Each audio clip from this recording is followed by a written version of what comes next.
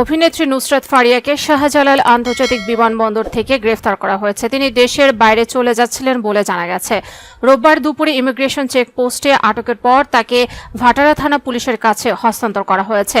ঘটনার সত্যতা নিশ্চিত করেছেন ভাটারা থানার ভারপ্রাপ্ত কর্মকর্তা মাজহারুল ইসলাম। পুলিশ সূত্রে জানা গেছে, নুসরাত ফারিয়ার বিরুদ্ধে 2024 সালের বৈষম্য বিরোধী ছাত্র আন্দোলনের সময় সংঘটিত একটি হত্যা চেষ্টা মামলায় গ্রেফতারি পরোয়ানা জারি ছিল।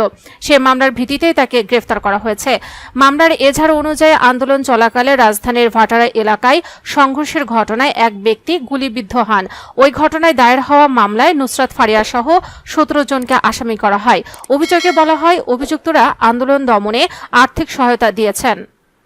বর্তমানে অভিনেত্রী নুসরাত ফারিয়াকে ঢাকা মহানগর গোয়েন্দা পুলিশ কার্যালয়ে নেওয়া হয়েছে বলে জানিয়েছে ডিবি যুগ্ম কমিশনার নাসিরুল ইসলাম। রোববার বিকেল 3:30টার দিকে গণমাধ্যমকে তিনি কথা নিশ্চিত করেন। মূলত তিনি থাইল্যান্ডে যাচ্ছিলেন।